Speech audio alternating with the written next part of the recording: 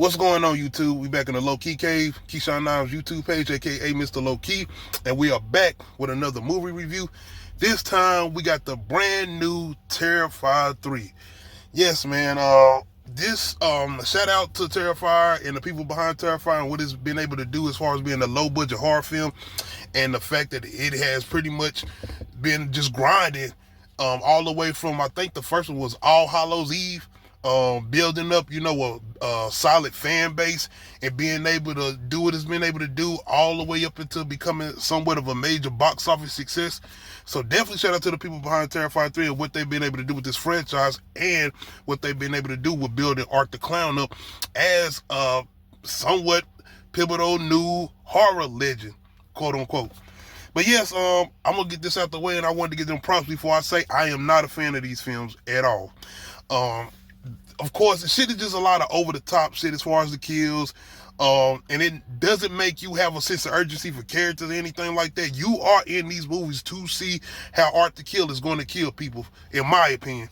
Now, give or take, with this final girl that we have had in the last couple films or whatever, primarily, I think, 2 and this new one, but even with that, and I guess getting some simple sense of, caring about a character as far as this final girl and even her little brother.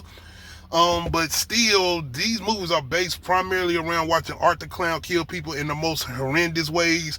And the shit is very, very over the top. And the fact that it's over 2 hours, I think that's another thing where it's like, okay, you done got me, man. And I guess for a person like me, though, I've watched these movies before, and even before we've got to these type of movies. You got to think about movies like The Human Centipede, the Hostel movies. I mean, even the Friday the 13th franchise. I mean, after like probably the first 3 movies, you went into those movies primarily watching Jason and the way he was going to kill people at Camp Crystal Lake. Now, give or take, dealing with the whole Tommy character in the Friday the 13th franchise and maybe kind of growing on him, even though they kept switching the actor out to play the character. So, I mean, those movies primarily became watching Jason and how he was going to kill people. So I definitely feel like they went into that tone and era with Art the Clown and just these Terrifier movies. The difference is Friday the 13th movies was damn sure not 2 hours long. I'm just saying.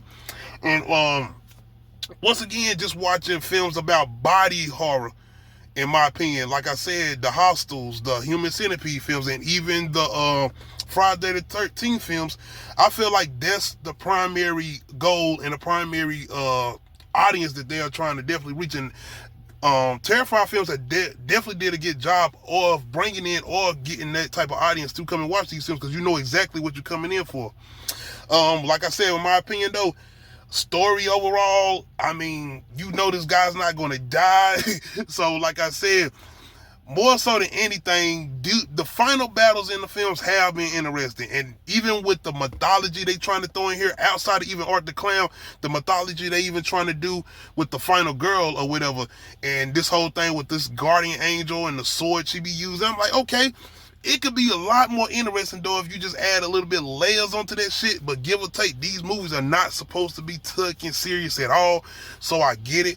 Once again, you are primarily coming in here to watch Art the Clown and him kill people in the most outlandish ways. And that's probably one of the another things that probably can't get me to get engaged with it, because I don't go in here being shocked at shit. Like, I'm like, okay, it is what it is.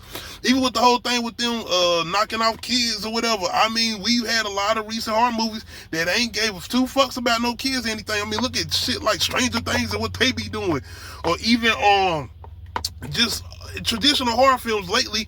They ain't really been worrying about no kids, man. I mean, you got the first Omen. I'm not sure if they did something to a kid in it, but even movies like When Evil Lurks. Think about a movie When Evil Lurks, as far as even body horror or the effects and shock value. That shit right there, watching that dog do what he did to that little girl, yeah, ain't that one scene alone will fuck up all these Terrifier movies. That's my opinion. If you have not seen When Evil Lurks, that scene with the dog and little girl, fuck these Terrifier movies, man. And no disrespect, but I'm just saying, if you talking about a garly scene, even as far as being gory, where they don't turn away, you get to see everything, those are the type of movies. I would even say some shit like Speak No Evil. Those are horror movies when you talking about shock or being sick, puke, those to me are the movies. Now, give or take as far as the way the gore looks and the prosthetics and even the effects or whatever, being that this is more of a grand 11, no CGI, no shit like that, it would be more effective. But like I said, me and being around the horror movies that I've seen, like I said, coming out movies like Hostel, The Human Centipede, those early on body horror movies, even, I don't know if y'all ever seen it, but I know The Green Inferno is not necessarily like this big budgeted or big box office film, but still, even movies like that about cannibalism and shit like that, you've seen these movies. I know I've seen them. So as far as this whole the warning when you go to see the Terrifier movies, you know how they trying to do as far as promotion and shit, like people was puking, people were passing out and all that shit. No, man, no. And I feel like after you've seen those first two Terrifier movies, you kind of prepare yourself for what this shit gonna be. Because I remember them even talking about this opening scene, which this is a good opening scene as far as Terrifier 3, but to me it still didn't like make me like, oh, okay. Because I thought he was gonna take out some kids and they was gonna show it. I ain't gonna lie, because of the way they was just building it up, and we had already got like little previews and little teasers or whatever. Now, give or take with all that being said, I respect what they're doing with this franchise. I'm hoping when they go into number 4, because by the time you get to the end of Terrifier 3, it's definitely a cliffhanger. It's some shit going on building into going into the next one. But like I said, it's like, where are y'all going to do with this next? Or how are y'all going to... I know it's more so a building to that final confrontation with, you know, our final girl and Art the Clown. So that in itself could be interesting, I guess. But like I said, just me, in my opinion, I'm just not interested. I'm not.